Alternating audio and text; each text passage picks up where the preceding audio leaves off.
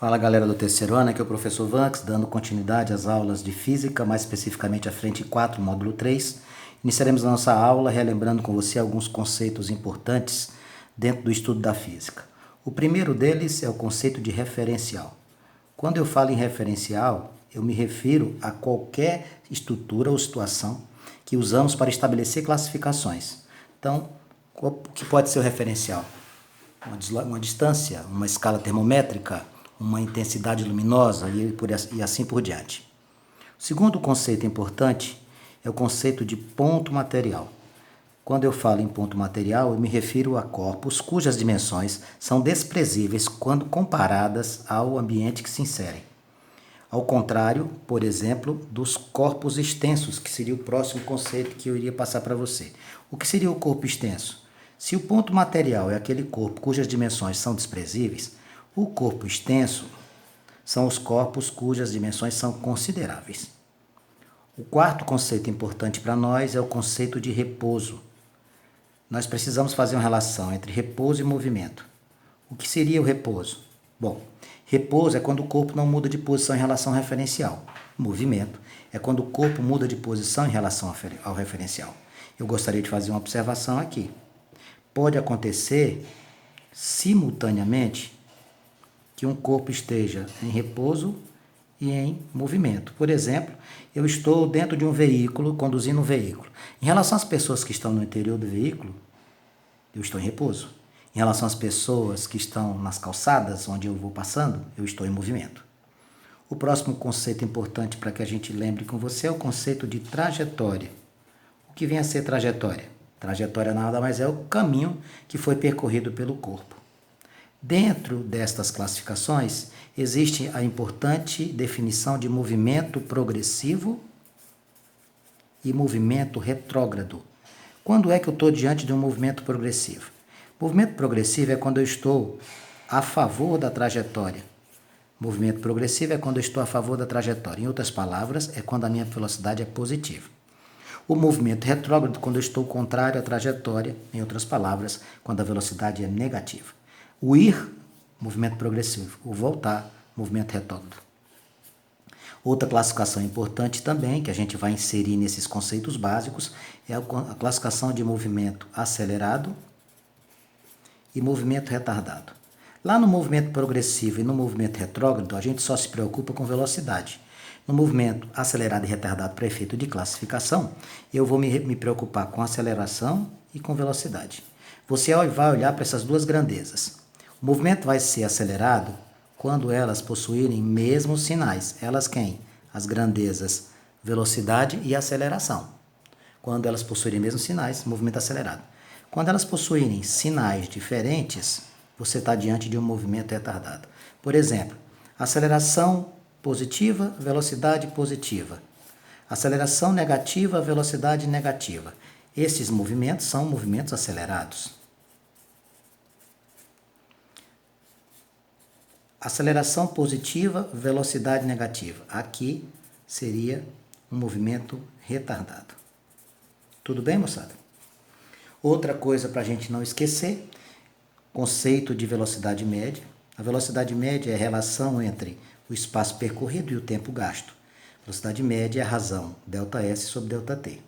E também, para finalizar, a aceleração é a variação de velocidade de um corpo dividido pela sua variação de tempo.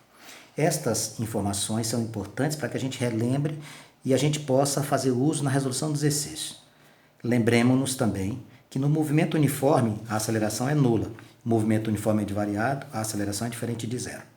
Para que a gente possa aplicar aquilo que a gente está conversando, nós temos os exercícios da página número 73 e começa a questão de número 1 dizendo o seguinte.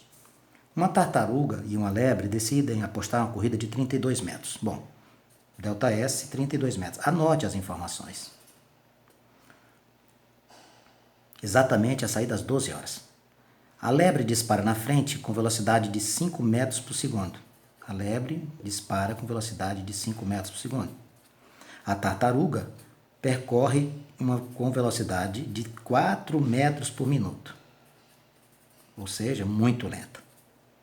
A lebre, percebendo que e quão lenta se movia a tartaruga, decide descansar após percorrer a metade da distância total e aí adormece, ou seja, ela fica em repouso durante 7 minutos e 55 segundos.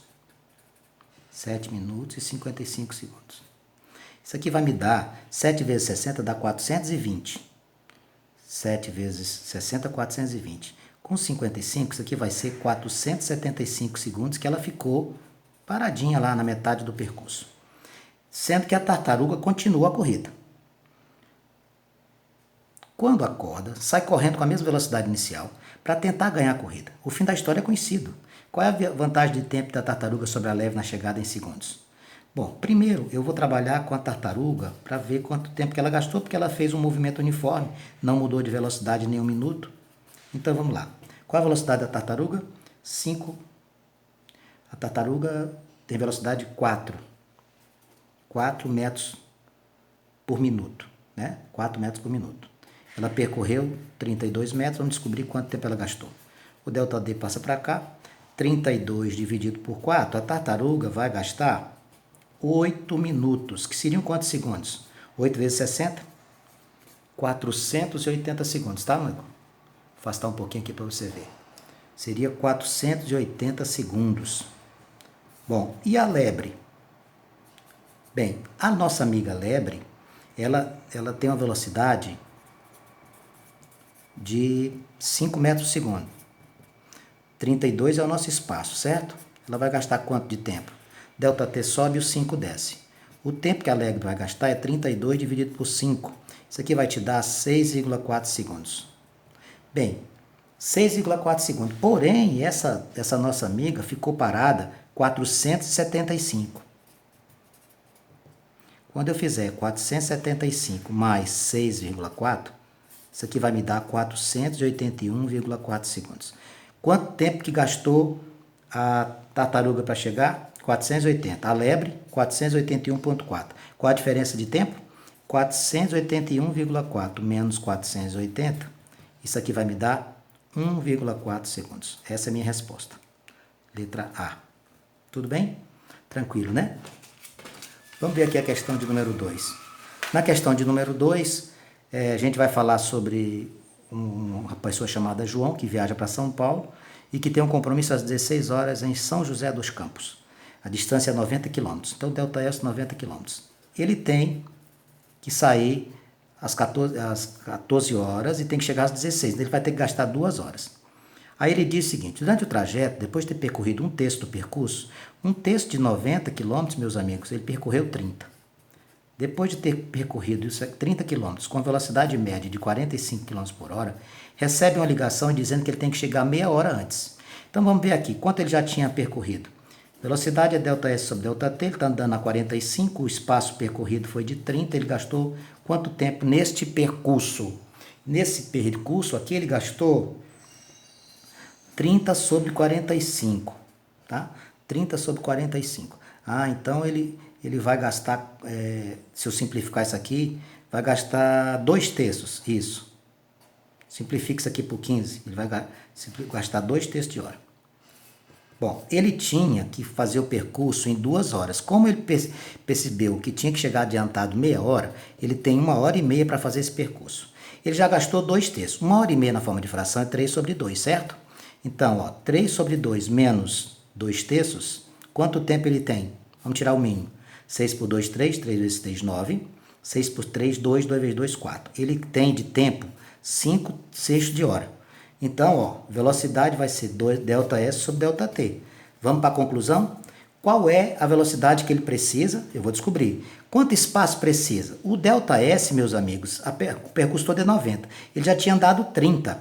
Então, o ΔS vai ser 60 km. E o ΔT? 5 sextos de hora. Como é que a gente faz essa conta? A gente multiplica pelo inverso do denominador. Vai ficar 60 vezes 6 dividido por 5. 360 dividido por 5. Isso aqui vai te dar 72 km por hora. É a velocidade que ele precisa praticar.